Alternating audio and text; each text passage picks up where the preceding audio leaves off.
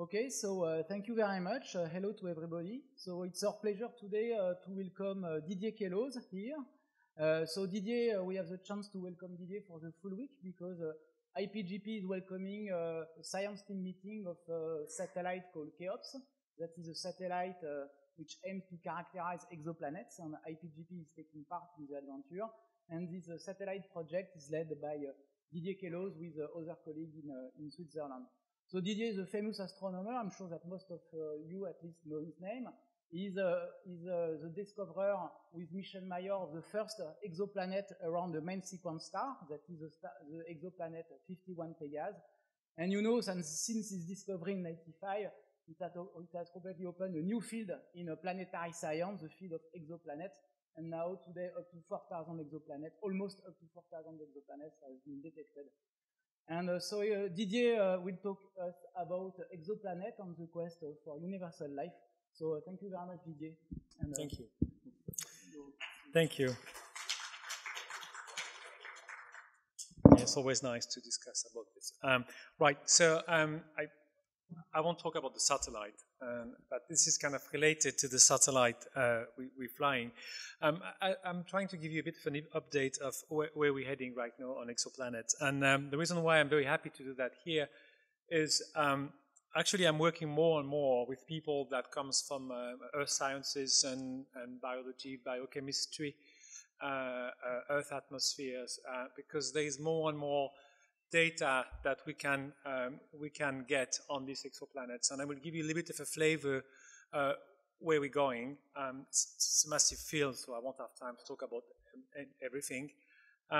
I like also to introduce a kind of a new topic, which is known in the literature since about a couple of years, which this is concept of universal life.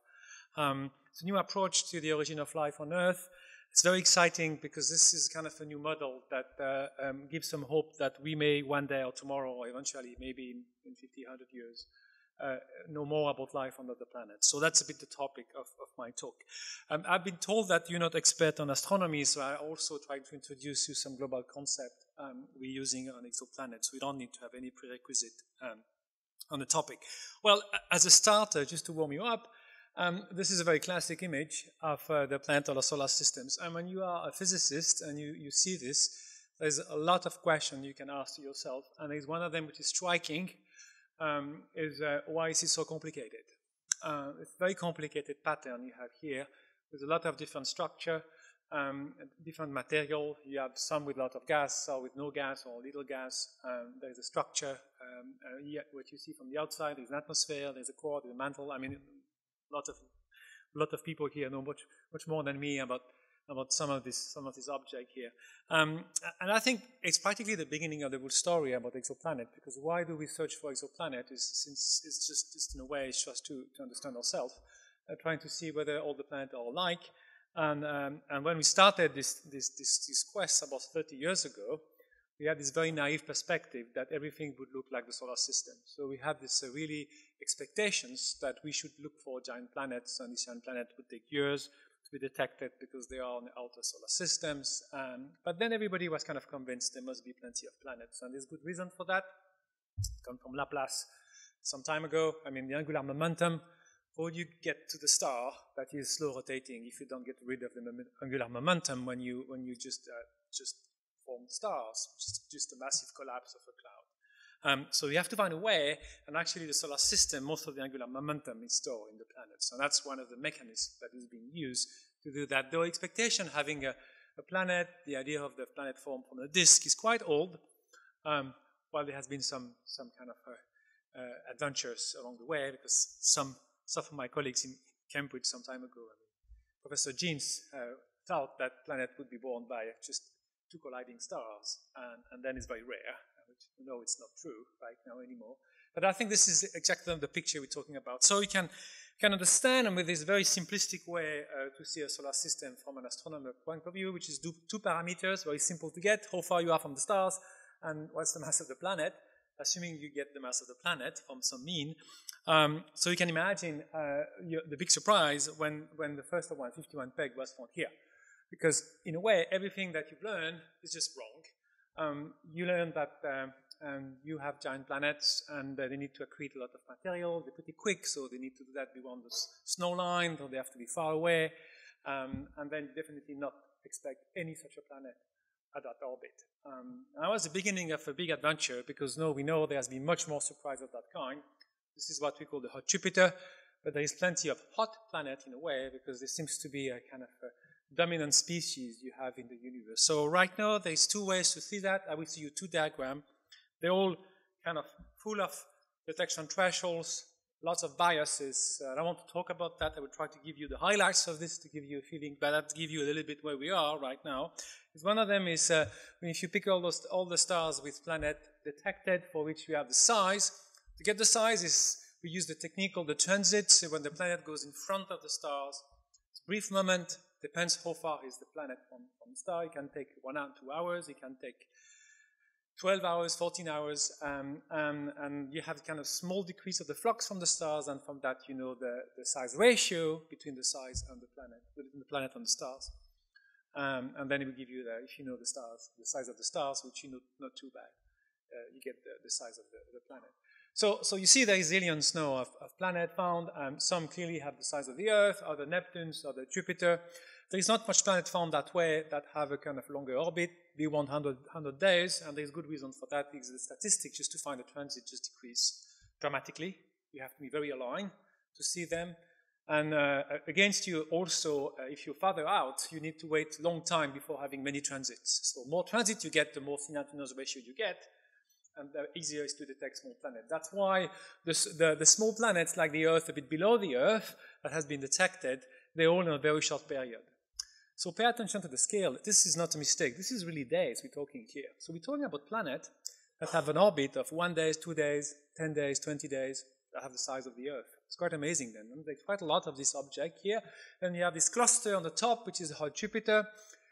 The way you see that is very biased, because most of the work from the bottom and the small planets, they come from the space missions that are looking at a very tiny piece of the sky, while the top, the hot Jupiters, and they come from the whole survey from the ground. So the space you analyze is not the same. So I will come back on the statistics a bit later. So you can use another technique, which is the one we started this is the two bunch of objects that we'll talk about. And then in between, I will come back, there's something in between, and we don't really know what it is. But just picture this mental picture, this sets of planets here. We can do exactly the same, then instead of having the size, you get the mass. It's a little bit of cheating here, because it's the mass, it's minimum mass times sin I. Sin I is pretty much and statistically close to 1, so you can make a shortcut here, because that's come from the radial velocity techniques. You just measure the speed of the stars, and the more you shake the stars, the closest and the biggest is the planet.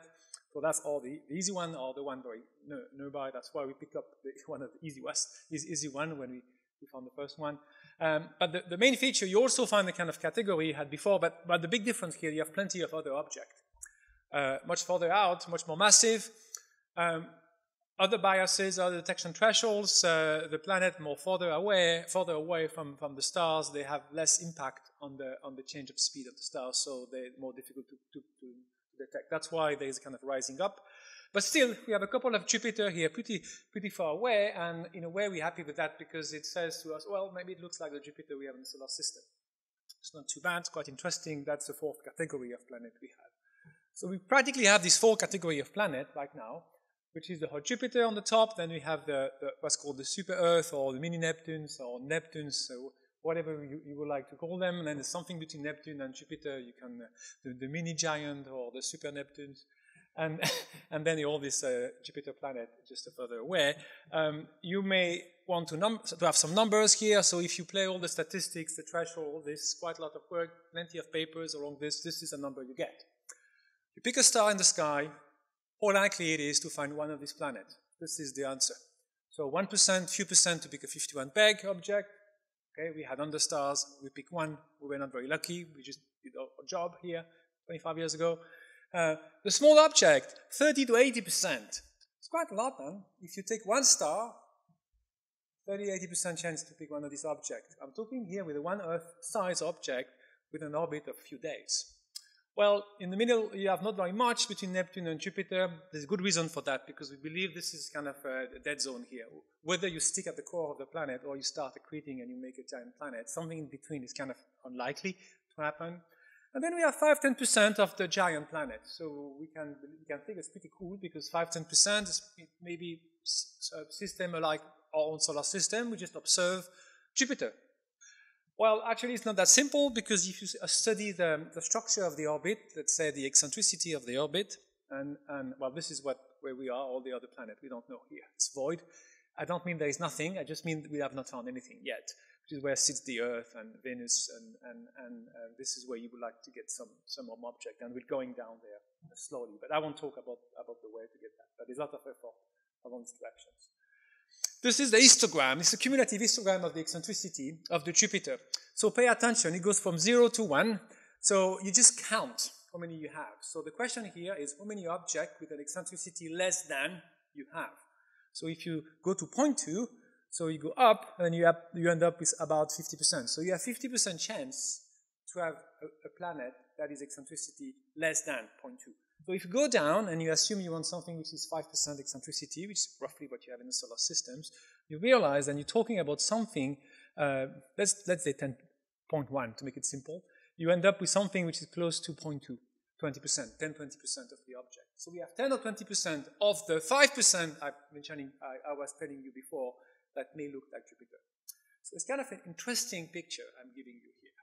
And if you have one thing to remember from my talk, that's the only thing I want you to remember, is practically we find lots of planets, and it's pretty clear planets are everywhere, so we don't anymore ask the question whether there is a planet on the stars, but the question is why are there these planets, and why are we the way we are? Because there is very few planets that looks like the one we have in the solar systems.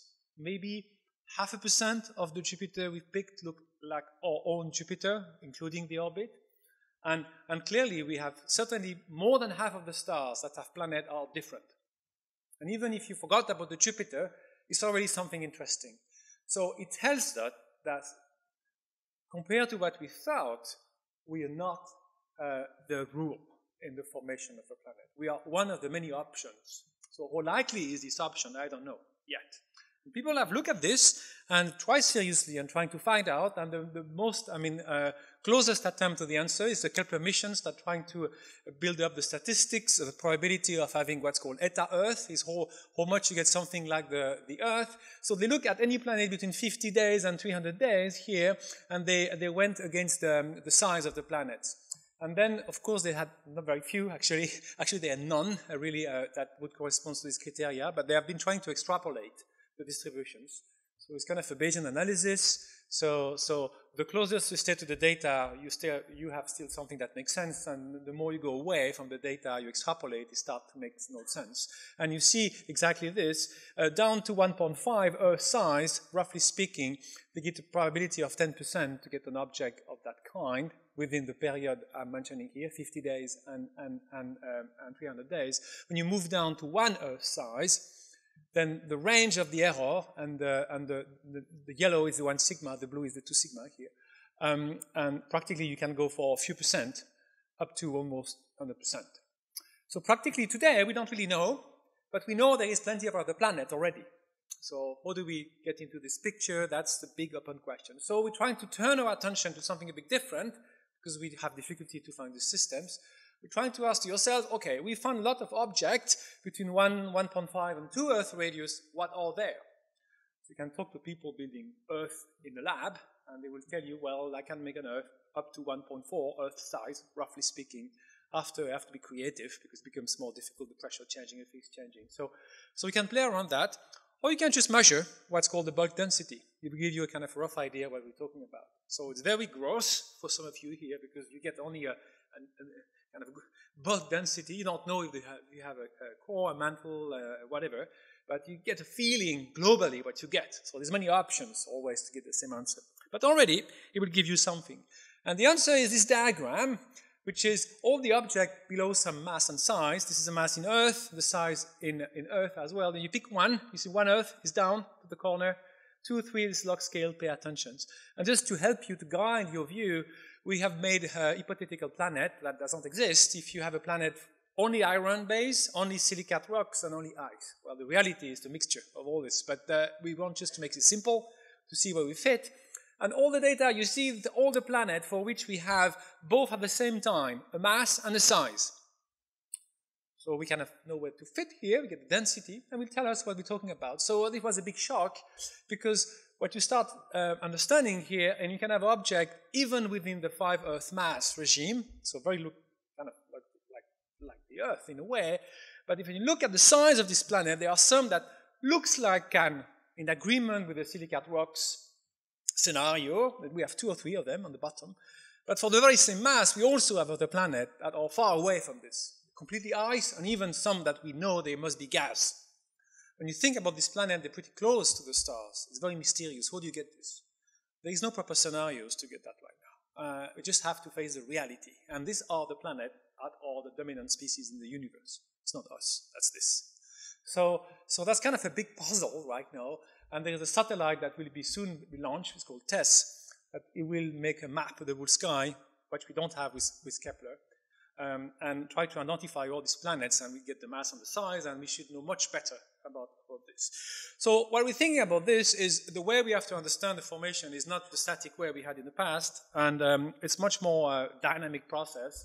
And the trick here, depending when you form the planet, you must have some traces of the formation mechanism. Especially if you have a giant planet, there is a lot in the atmosphere of the giant planet that is pristine in a way, have not changed very much.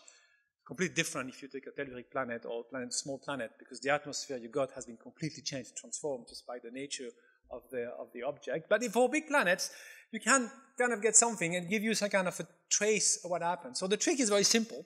Depending on how you form the planet, you don't get the same ingredients to form the planet. You expect to form from solid material, what's called the snow stuff. So you have a snow line, the CO2 line, CO line, you get plenty of these lines when you can define what looks the snow like in the system. Just a temperature-driven scale. And you expect the core of the planet to contain much more of such ingredient against the other one. So by just computing the amount of ingredient you have in the atmosphere of the planet, you get some idea where the planet has been formed. And that's something that we're doing because the fact there is a transiting planet, if you study in detail the transit, not in a single wavelength, but in many wavelengths at the same time, you can get something a bit like the sunset on a bit of change of color, because some grazing light will get trapped by some molecules earlier than others. So some molecules tend to stay a bit above the atmosphere, other a bit bottom of the atmosphere. So in a way, the planet that is transiting will not have the same color depending how you look. And we use that to compute a kind of atmosphere. It's called transmission atmosphere. So we just get the atmosphere of the planet at the time there is a transit, and I will give you an idea what are the molecules into the planet. So it's something that looked like science fiction 10 years ago. Today it's common practice. We're using a space telescope. There will be a lot of James Webb Space Telescope time. It's very something we do. We do carry on an interesting series of study, and that's where we start talking with the chemists and start talking with people doing atmosphere, because they know much better than any astronomers on that kind of business, especially when you start dealing with small objects. Give you a flavor of the kind of work that my colleague Madhu Sudan in Cambridge has been doing. This is 3 hot Jupiters. Basic object, they have this kind of weird name, the WASP is the name of the survey. One is a very famous star, HD 29458. That was the first transiting stars where transit was found, almost 17 years, 18 years ago. And what you see is what I'm trying to describe to you. This is the size, the change of the size against the wavelength, you see. So you can see that as an absorption coefficient, and you can relate that to the structure of the atmosphere of the planet. So this is exactly what it looks like when you have a lot of water in the atmosphere of the planet. This is the wavelength of the water, and water is completely expected. It's not a surprise. Water is everywhere in the universe. There's nothing special with the water, and in this case it's quite interesting because water is one of the key ingredients predicted for Jupiter.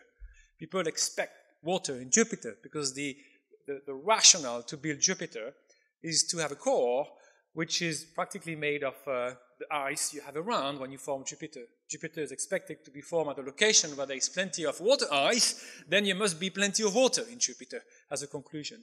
Unfortunately, the last probe that went diving into Jupiter failed before reaching the layer where you expect to detect Jupiter. Because the problem of Jupiter, you have to go pretty down, pretty deep to detect anything. While when you look at the hot Jupiter, well, you don't need to go very deep because the water is just on the outskirts of the atmosphere, because it's exactly the temperature you expected when you work with the pressure. And actually this has been detected, and you see the diagram to the right, when it computes what you expect, the amount of water you expect against the amount of hydrogen you have is compared to the sun, actually to the star always is. And what we can predict according to a typical model of planet formations, according to a core accretions in a disk. That would be made the way I'm describing to you. So this is kind of the example I want to give you. I can do that for many species. It has not only been done with the water, but the water is very nice because everybody is looking at the water in Jupiter, and actually was found in another planet before. So this is exactly, I think, the kind of story which is interesting, because I told you at the beginning that we would detect exoplanet to better understand our solar systems. And actually we do. That's one of the many examples. Very simple and easy example to understand. But there is plenty of such examples. And the reason why you can do that, because the range of parameters you get access to, just unbelievable. The hottest planet gets 3,000 degrees. It's almost a star. I will show you after the kind of data we're getting on this object. You do a planet which is a complete volcano. If you study volcanoes here, I understand some people do that. It's a dream. The whole planet is a volcano. Kind of funny part. So anything melts at this level. And we have other planets much bigger, much smaller, all the range. You have everything. So you can really study that, not in the same detail that when you were probed to get something out, but in a different way, in a more statistical and more global way here. So I like to dive in a little bit into this to give you a sense of what we can do on these planets. It's one of the kind of tool we're doing, and there is much more and the literature about this. Another way, I just want to make sure you get it right, so I pick up for my lecture that I'm giving on exoplanet, this nice diagram to explain what we're doing when we're observing planets. So this is the full phase curve of a planet orbiting a star. So in the middle, the phase 0 is when the planet goes in front. It's a transit, significant amount of flux. You don't get it from the stars because the planet's going in front. But what you do see, there is a time, just the two kind of wings on the side, when the planet goes behind the star. It's pretty interesting because technically speaking, that's the only time when you only see the star. The planet is behind. Anytime else, you see the planet and the stars, or the star and the planet, and it's changing because there is a kind of a moon effect. Part of the flux is going to hit the planet, eat it, technically speaking, and you will re-radiate the flux from the planet, and you also will be reflecting the flux of the planet, depending if you look in the infrared, if you look in the visible. So you get this very complex picture, and you have this very complex shape. So depending on what you want to do, you can use all of this. You can use the time when the planet goes behind. It will give you a kind of reference set, and just after or before, it will give you the amount of light that comes out of the planet. It's a way to get the temperature for the planet very easily. You go in the infrared, it's something that you get straight away. Well, you can also use the shape. I will tell you the dark side and the bright side. It will tell you a bit what's going on the atmosphere of the planet. And there's a lot we can learn of that. There's even some people that manage to measure directly the wind, some of the feature, using this kind of mechanism here.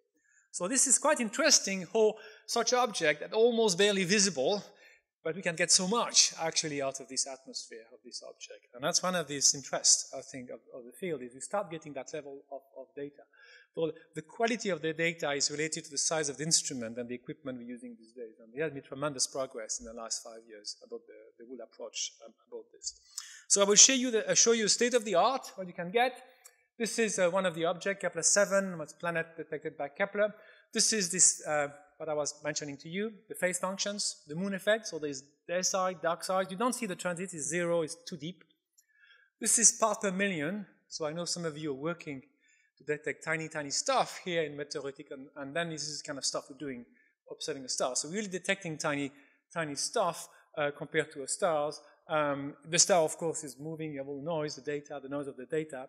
There's a couple of interesting features on this light curve. The first one, and you see the time when the planet goes behind. This is the red, the kind of dip on the other side, close to 0.5. You expect exactly 0.5. This is 0 eccentricity. As soon as there's a bit of eccentricity, it's going to be deviating from this, and you can use that to tell something about the dynamic. But I would like you to notice something here. If you look at the feature you have here, it's in the visible. The peak of the emission is not exactly when the planet is just about to go behind the star. It's after. So there's an offset between the time when there's a peak flux you get in the visible and the when you would expect it. There's a green curve, which is related to another measurement, which is done in the infrared, actually. And in the infrared, it's exactly the opposite. In the infrared, we have the peak before. So in a way, what this is telling you here is there is a map you can do with the planet on exactly the one which is exactly looking at always looking at the stars. This is not where the action is going. It's just a bit of side of it. On one hand, you get the location when you get the maximum reflectivity. So it's called the albedo. So it's a bit white or a bit more reflecting the flux from the stars. While if you look on the other side, you get the part of the planet which is the hottest. So in a way, it's not the part which is looking at the star, which is always the hottest. It's something a little bit off. So it tells you that the planet is rotating here. And there is some wind on the upper of the atmosphere. And there's a whole model about this. People are modeling this, 3D modeling, hydrocodes try to do that. And then you can relate the chemistry of the atmosphere, which is different because the maximum reflectivity you don't build the same way that the maximum emission. It doesn't give you the same kind of atmosphere. When you combine this with some feature you detect for the systems, because you detect some feature from the atmosphere, you can start build up a full model of atmosphere of this kind of planet. So giant planet, you start to learn an amazing amount of information that you'll never have access on Jupiter, because this is a very hot planet, very short period to get access to dynamics, to the tidal effect of the planets. All this you can start to do a modeling about it. So this kind of interesting feature we have. So I will be going to move then on a completely different object. This is a giant planet for which you have actually most of the energy comes from what you see is transit, and it's much more difficult to see the rest. So I will take another planet, this is 55 Cancri, which is a rocky planet, which is a planet about the size of the Earth. This is what you get. It's completely different. This is in the infrared. You get that at 4 microns. And there's something that should be striking to you is the transit, which is the 0, 1, it's not very different from the time the planet is just behind. Actually, there's only a factor 2 between the two. So if I tell you can use the linear regime to compute the temperature effect, because you're really on the bottom of black body radiation here, well, on one hand, you are going to remove part of the temperature from the stars. On the other one, you're going to remove part of the temperature from the planets. Because there's only a factor 2 between the two, so the planet is just factor 2, just cooler than the star. So there's a factor 2 of temperature between the star and the planet here. The star has 4,000 degrees, a bit more, 4,500 degrees, and the planet has an average here, 2,300 degrees. So we're talking here about an object which is of the size of the Earth, but is extremely, extremely hot. You can study the offset of the peak of the flux that will give you the maximum emissions. In this case, it's quite a lot of offset that you just see by the eyes. You don't need to have a complex model to do that. And from this, you can build a complete mapping, this kind of mapping we do with this data. Well, practically, you have an offset between the maximum emission point and the maximum point that receives the maximum of energy. So we don't really understand this completely. There's a couple of models, and we have been talking to people doing actually lava model, because we do believe we have a kind of a wave of lava is crossing the planet. The planet is very close, it's a day from the stars, extremely hot, so hot that you compute the temperatures above 3,000 degrees. We do know that anything melts pretty quick at that level. But because when you see on the other side it gets cooler, everything is back again into a solid form. So we have a change of the form at every time. So the planet is changing always from solid rocky at the surface of the planet. We have a couple of other features which are very fascinating on that object, because we do believe we detect some ejecta from the planet, and we do suspect that it could be some outcome of a massive volcanic activity. It's one of the prime targets from the CURPS missions we're building up, because we do believe we can study some change in the pattern of the structure of the planet directly by looking at the feature we get from the transit. It's quite amazing what we can learn just by couple of light curves practically on that kind of object. Now, the interesting part of all this business is, I hope I convince you that we have very weird object, very interesting to study, but then one of the other questions, which actually was from the very beginning on the table when people started to look for planet, was to look for life. So how all this is telling you anything about life? Well, the first point that we have really to keep in mind is I think most of the planets are really different from the one of the solar system. So if you want to get a simple picture in mind, this is solar systems, and this is where most of the planets have been talking to you, especially the small ones. They are within this red rectangle here, within the orbit of Mercury, and these are the planets we're talking about. So if you consider a planet orbit of that kind, and of any size, because actually we have a complete, set of size, and it doesn't, all this nice order we get in the solar system, we don't see it on most of the other planets. So there is something really special in the solar system in that way, because it's not the structure we see. There is a complete mixture between the size and the nature of the planet we have on most of the system we're observing, which in a way is telling us something about the origin of life, possibly that we may need this kind of structure to do that, while this one is a bit more challenging. But still, assuming you have this situation, so how could you deal with life? Because right now we have not learned anything about life, but only the fact that we may have a very few of systems like our own system practically. So how can we try to twist that and play around and try to still explore something about the life in the universe? So here we're playing a trick. Because we are astronomers, we have access to zillion stars. We can pick up the best ones. So we do think that right now, given the question I'm asking, the sun is not the best one because of this problem. So it's going to take some time until we have an object that would fit the criteria to look for life, because it's just very difficult to detect on Earth. In the way it is. Whether it's transit, whether it's radial velocity, whether techniques you want to use, it's still hard work and difficult. Experiment will need 20 years to get something really significant into these directions. But you can play a trick. Well, what you do is you change the stars. So this is, on that scale, you have on the y-axis, you get the kind of stars we're talking about and the amount of mass of the stars.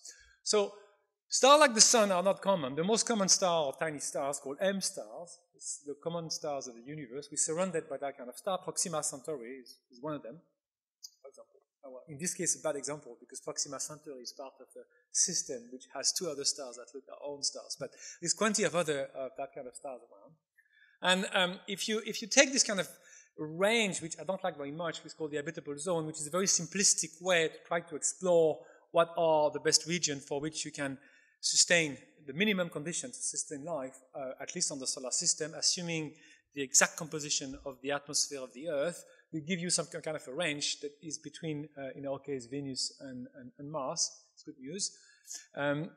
If you take this and you just move the stars, you don't touch the Earth, you keep the Earth as it is, which can be debated. It's very unlikely we get exactly the same one, but still, let's do it.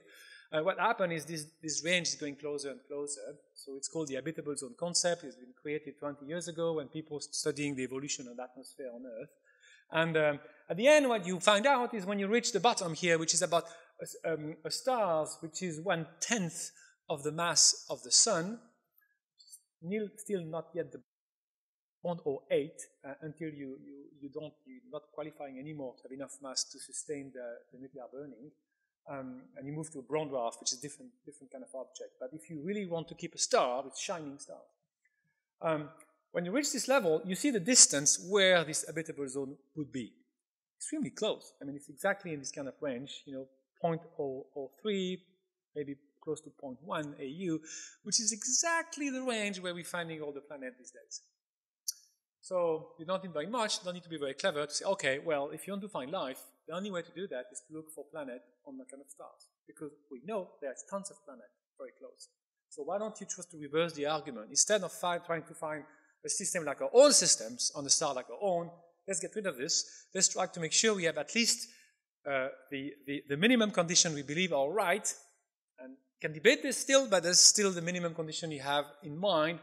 You have to move closer, then you have to move down to the low mass star. That's why a lot of people are moving down to low mass stars. Now, here comes the fun part of the story. Is when you start talking with people building planet, we're not sure that you have enough material to build planet. Because the assumption is very simple. The more massive the star, the more massive should be the disk forming the star. So the more massive the disk, the more material you have to build planets. It's exactly the same story. If you want to build a big house, it's better to have to build a lot of stuff. So there will be a big debate whether you have enough material to build a planet, at least a planetary system, on small stars. And actually, it can be debated because it's not very clear. And, well, certainly you don't have enough gas to build a planet like Jupiter.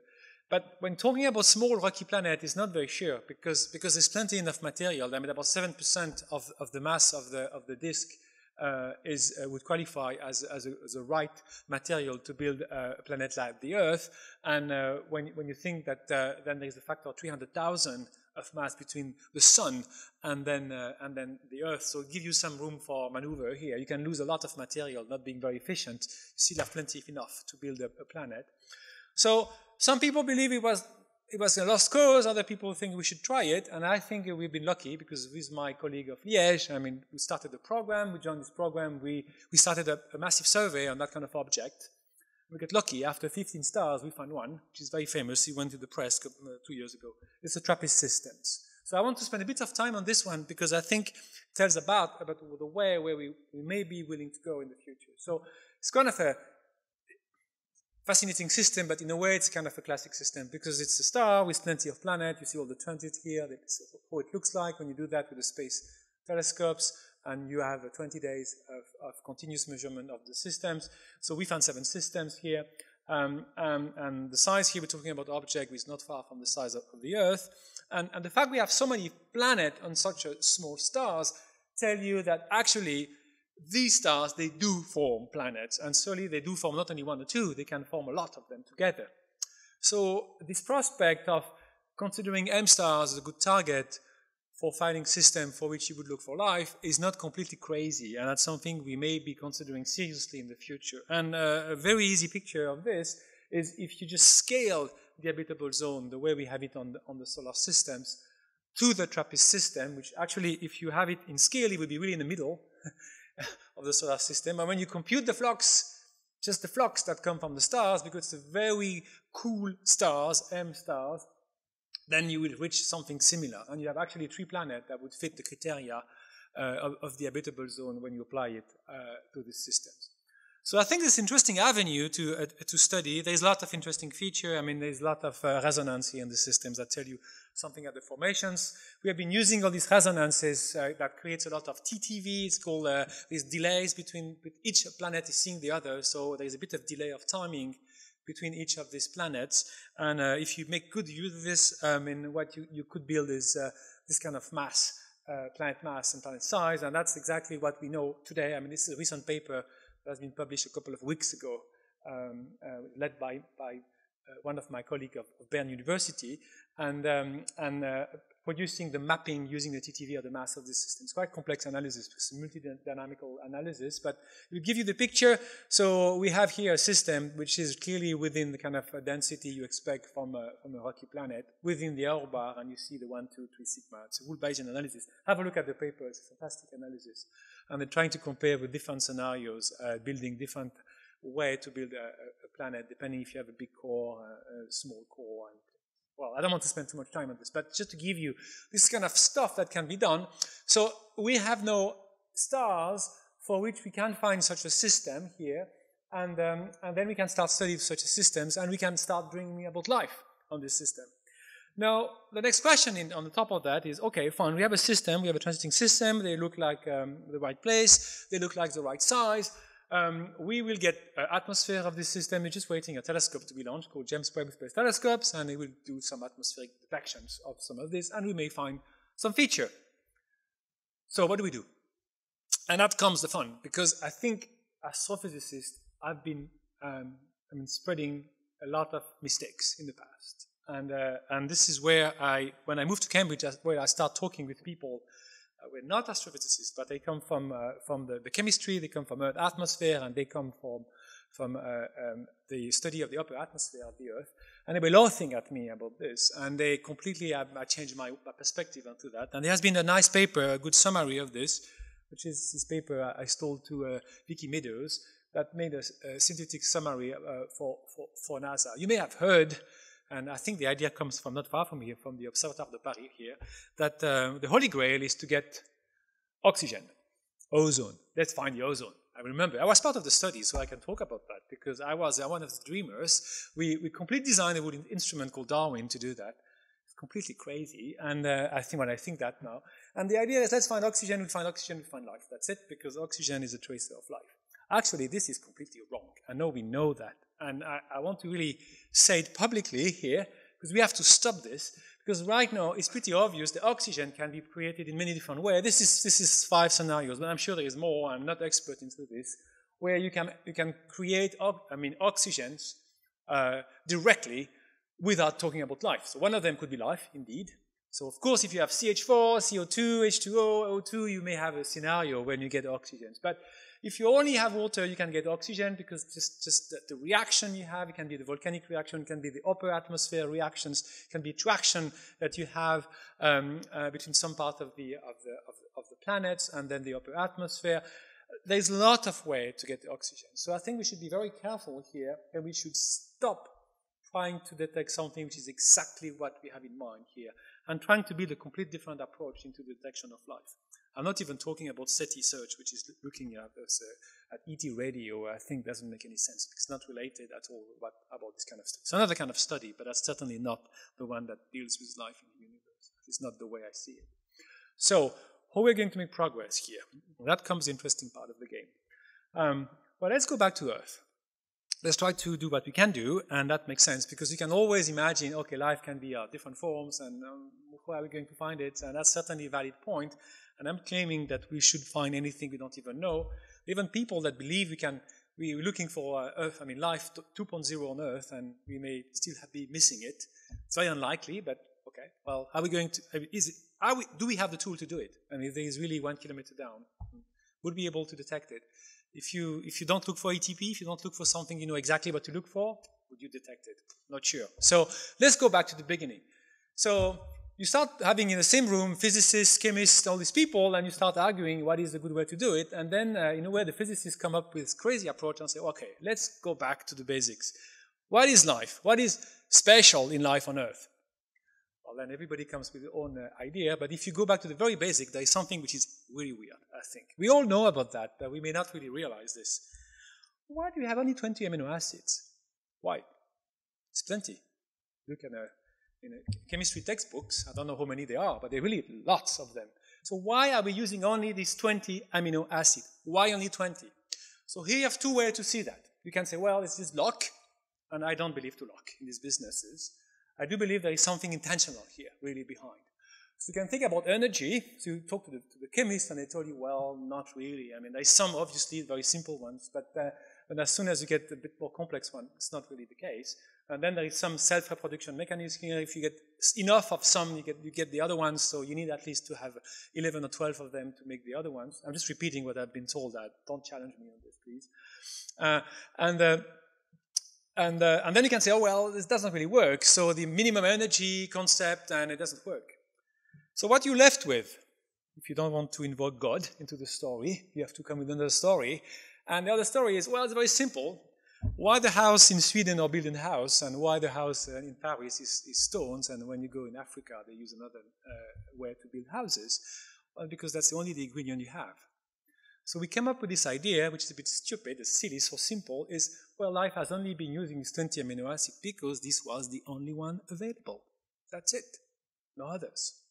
So let's start with these assumptions, and let's try to come up with a scheme, a series of reactions that could make this in the most dirty environment you think about.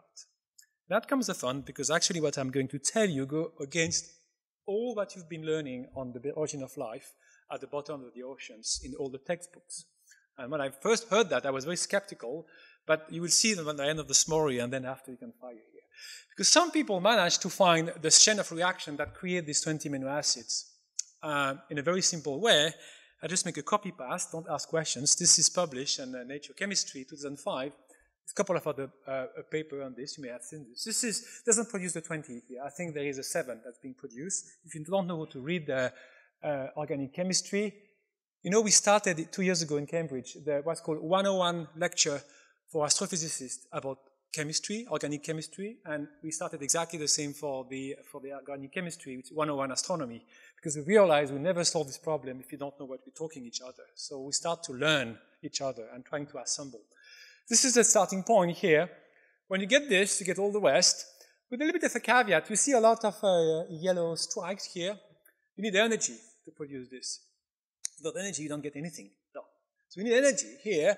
You need a couple of starting points. And actually, when you look in the detail, I don't want to give you the whole lecture on this. What you need, I just make you the shortcut of this. You need HCN. It's kind of the key ingredients that start everything. Water. Light is the energy you need.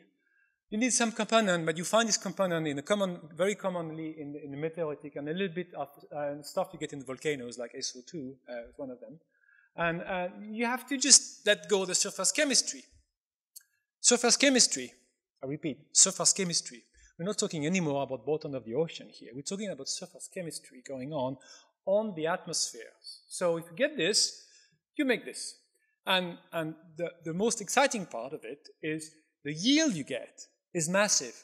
It's not only like the Urey experiment, when you have to find out 1/1,000,000 the kind of organic stuff. The yield is more than 20, 30, 40% here. So it's really a serious chain of reaction, because I do believe you have to make life, you have to be serious in terms of production. It's not only a niche product. It has to be a massive product in a way. So that's what makes these systems. And then, how could you do that? Well, I'll give you one of the places when it can happen. This is Mars, one of them. Would fit perfectly to criteria for me. Nice surface chemistry, nice light, you get everything on. A little bit of stream, so you're mixing everything together. It's everything you get, a little bit of randomness. It's very interesting gradient of chemistry, depending when you look in Mars, on the top, on the bottom. So one of the nice places, a good example that it could happen. And I do expect this certainly has happened on Earth if this mechanism is true the same way. But the fun part comes the following way. When I first saw that, I talked to my colleague and chemist and asked them, oh, well, that looks super cool, but is it realistic? And they look at me, well, what do you mean realistic? Well, you need light. What kind of light do you need? Because the only light you have is the sun. So you can imagine some volcano, fine, you can imagine some stuff, but then you need to have light. So do you have enough light, I asked them, to just make this work? It's very simple questions. And they come to me, we have no idea, we're just using a lamp in the lab. So what we did is we did together, we built a lamp that looks more like a star, we calibrated, so we brought some astronomical instrument into a biochemistry lab, my first experiment in the biochemistry lab. It's very scary for an astrophysicist because it's written danger everywhere, and you have just very scary. I don't want to do that anymore. And then we bring this equipment and we calibrate it, and we did the experiment, and we will start playing with that. And what we found out is very interesting, because actually there is two sides of this experiment. So you start with this kind of ingredients if you want to simplify it. Well, if you don't have enough light into your experiment, you make very nice chemistry, but this chemistry that has no return, it makes these ingredients, so they provide me this is fine, but it has nothing related to life. It's good stuff, good chemistry, but you don't make life. And the problem you have here is you don't go back. So it's irreversible chemistry. Well, but you need to go into the other side. You need to really have light into the systems to get the start. If you get the kick, all the red starts, and you start to produce all the network of the reactions.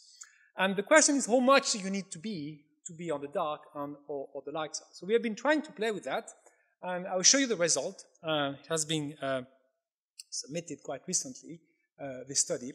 This is the astronomy perspective of the experiment. So this is a star, what it looks like. And the light you need is in UV.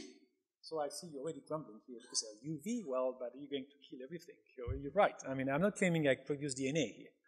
I just say I want to produce the 20 amino acids. You need something else if you want to continue the story. I don't have the answer yet, myself. Is you need to protect this in a way. So you can dive into the water, you can have membranes, and some people are building membrane right now, using the same kind of reaction. So my bet on that, in a couple of years, we have all the set of reaction that just on the surface chemistry will make at the same time the membrane and then the amino acids, and then you can continue the story. Then this could be certainly an interesting path to go through. But let's go back to my starting point here. So this is a star, and I'm using different stars. The one I'm interested about is the sun here, and where exactly the system works. So what is the flux? Well, actually, it works here. If you go, you cannot go below this value about 10 to the minus, 8 to 10 to the minus 9 is astronomical units, so it's properly calibrated. And if you start going below, it doesn't work. You start going to the dark side. You need quite a lot of energy to make it work. Otherwise, it doesn't work. Well, the good news is the sun and the Earth was exactly at the good locations. And that was a big surprise to me because I was expecting a big surprise. I said, it's never going to work. It's never going to work. And when we got that, we get very excited because we realized that the mechanism they had in the lab is possible on the surface of the Earth without atmosphere. Kind of early Earth, which is exactly what you have with the early sun here, which is this kind of line here. Well, if you wait a bit longer, you will end up here because then you have atmosphere, and ozone will prevent you to do anything. Today, if you would remove all life from everything from Earth, it will not start again. Compared to Desmond Morris, we have to claim everything will restart the same. So no, it won't, because you don't have enough. This mechanism will not work anymore. If you have to restart from the very beginning, you may not need to restart from the very beginning, but at least if you want to do that, it doesn't work. So, the interesting feature here, from astronomy perspective, we can look at just the surface of this planet. We don't really care about the atmosphere. Atmosphere is cool. We can introduce the atmosphere and look, and we're trying to introduce atmosphere right now, and what kind of atmosphere we can get. But oxygen is irrelevant. It's a bit more a pain, because as soon as you get oxygen, you get ozone, and you don't get this anymore.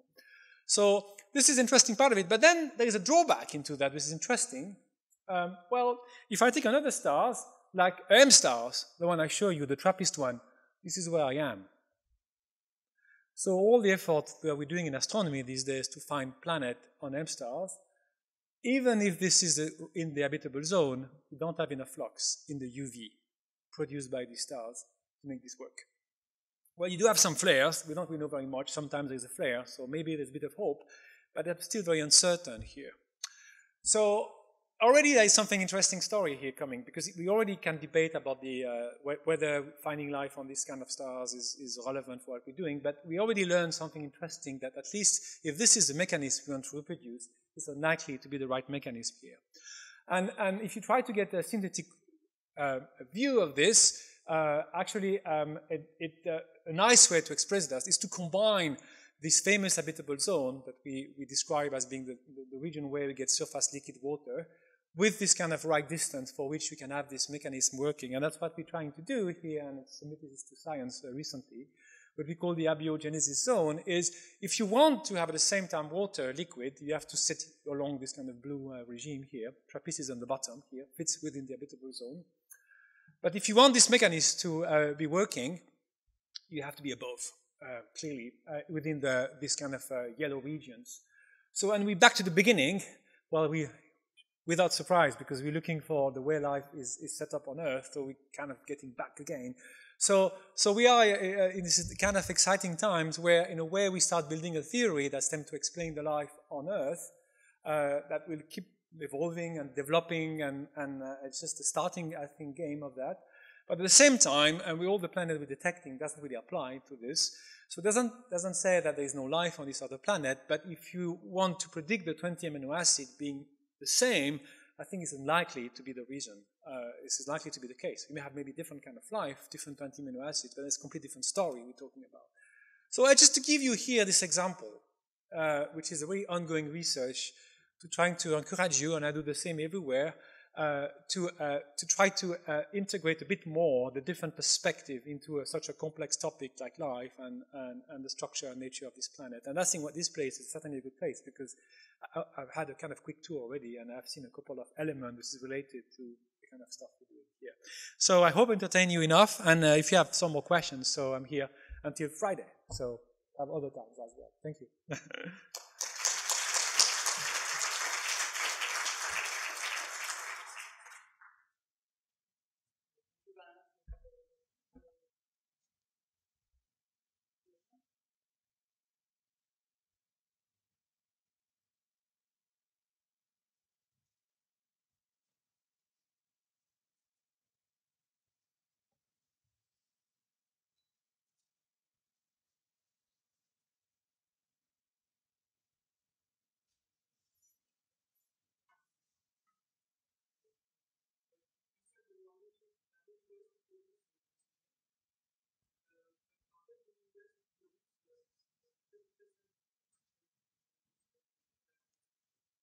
Okay. I don't know exactly about this. I don't know exactly the yield of the productions.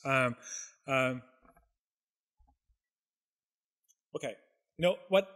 If you look back to the oxygen questions, so that's clear. If you see a very massive amount of oxygen, and if you see also all the other ingredients you have on Earth, if you find an exact copy, so I think a lot of people will believe it's a copy of the Earth, rightly. But according to the diversity of what we're finding these days, I think we should not have any hope of this at all. Now, whether life always will find a way to produce oxygen, possibly not. Is the planet will have the same kind of cycle and typical time scale? We are not overreacting to this amount of oxygen created. And you can imagine you have much more CO2 that we have right now. And it has been the case in the past, certainly here. So I don't know about this. But I think I'm not challenging the oxygen, really per se here, but I'm challenging the dogmatic attitude against that was what the community had in the past about oxygens. And we should really get away from this. While oxygen is one of these many gases interesting, and people are challenging other gases as well, being a very, CH4 is one of the very interesting as well people were looking at. And yeah.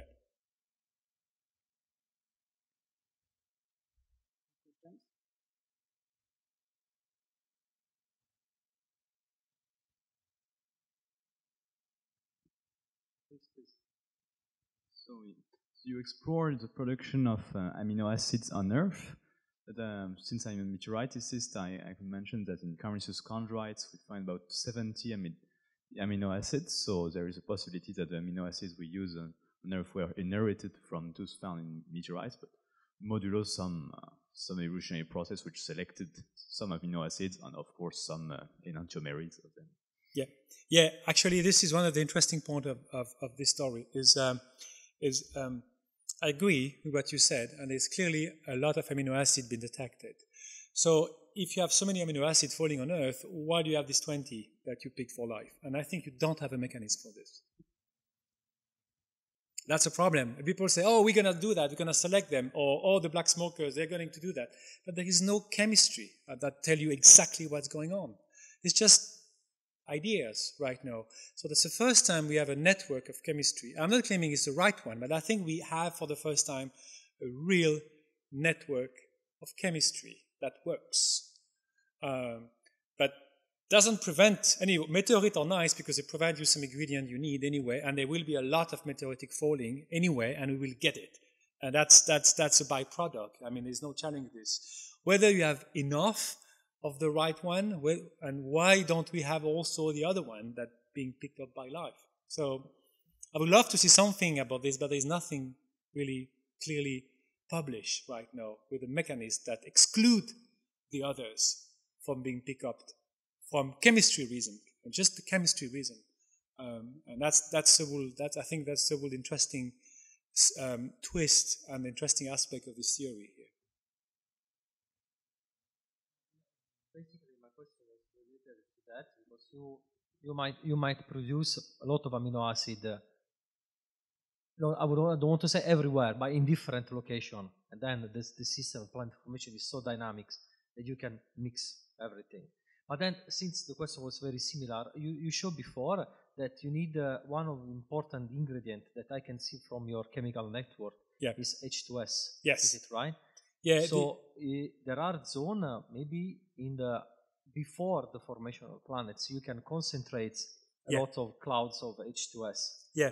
So what we're trying to do right now is trying to combine the Earth. We're working with Earth scientists because there's a lot of ingredient which is required from Earth scientist perspective, and we have assumed that we have this. We know again this being byproducts without there, but do we have enough?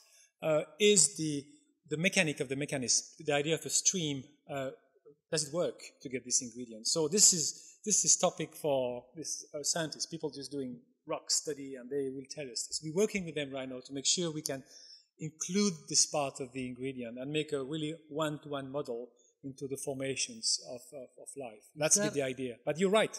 Is there a systematic study of the abundances of sulfur in star that host rocky planets, habitability zone. Okay, so now there is another topic which is starting. It's very interesting what you said because we just hired in Cambridge somebody working on the fine detail analysis of the stars. So people tend to look back at the stars and trying to see whether there is some connection they can make between what you detect in the stellar atmosphere is related to what you may expect on Earth. There has been a nice study from Caroline Dern trying to use this also in a statistical analysis way to try to find out what is most likely to have inside the planet, what is the core composition here. This is a very, very interesting question and topic, and it's interesting doing these people coming back and trying coming back and forth between the stellar aspect of it and then the planetary aspect of it. And that's the pure energy of the field right now. It's going into this mixing disciplines, trying to address these questions. Yeah, it's a good point. Other questions?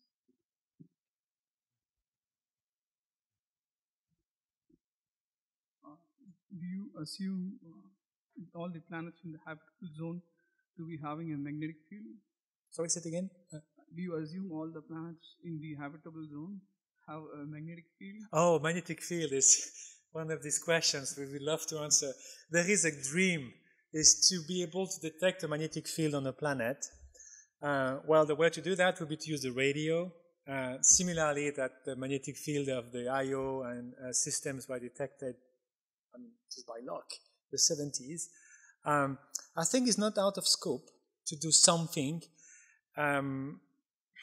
Depends on the magnetic field you're going to get, but certainly maybe planet that would be within the habitable zone, very close, possibly.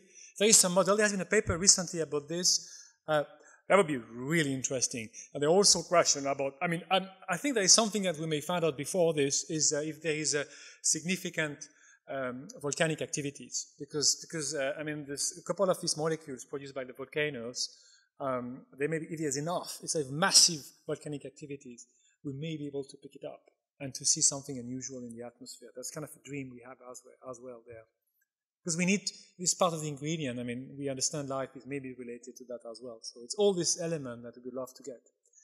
But I don't see any physical reason why tomorrow we won't get access to this. It's just a matter of size of the telescopes and time you just look at the objects. So when you have a couple of these objects of interest and you want to focus on it,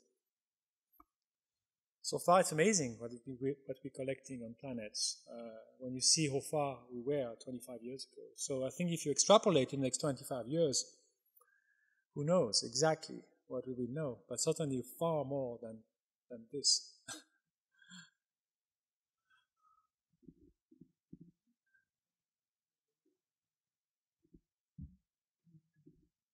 Okay, so you explain what are the conditions to produce amino acid, but if you mix amino acid, you do not produce life. What is your definition of life? Okay, so in this case, we have really tried to do something very simple, and we are trying to find the pathway to life as it happened on Earth. That's it, because that's the only thing we can do. So I know there are people that love to have a definition of life. I don't want to enter into this because to me it's getting very close to theology. And we're not really, is a computer alive? You can have a self-reproducing mechanism in chemistry which is completely inorganic, and there's plenty of this kind of work being done.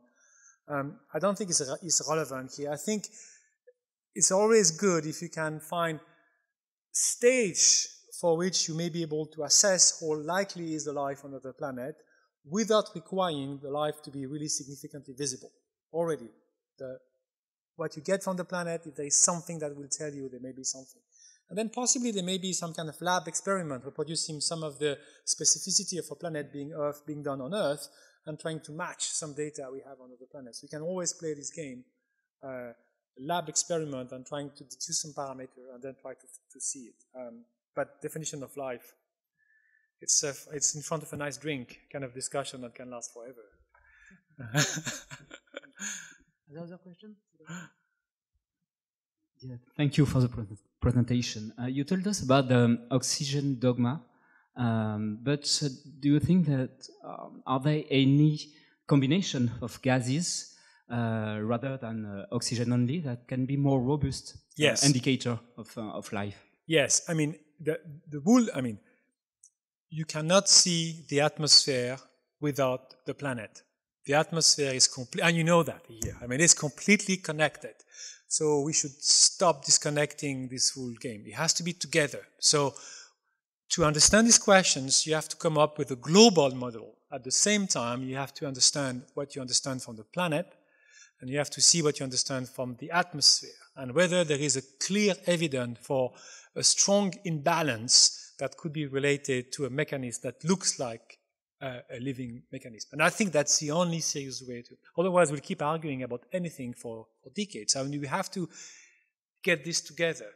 And my task is to break what we call the Victorian boundary between all these disciplines, because it doesn't apply anymore right now to solve the questions. I think if we really want to get into this life in the universe, it's a new topic.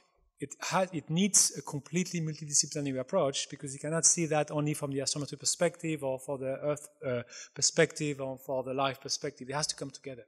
And that's a very good point. I mean, what are the set of molecules that will give you an absolutely, you would be for sure, you would conclude that there is life. I would love to answer this. My shortest answer is exactly the same mixing we have right now, but it looks a bit narrow. I would love to get something a bit wider and have the range. Other questions? No. So before we leave Didier, I just would like to tell you that technically speaking, in 6 minutes and about 30 seconds, it is a spring. Okay. So, Thank you. Thank you very much, Didier. Bye. Thank you again.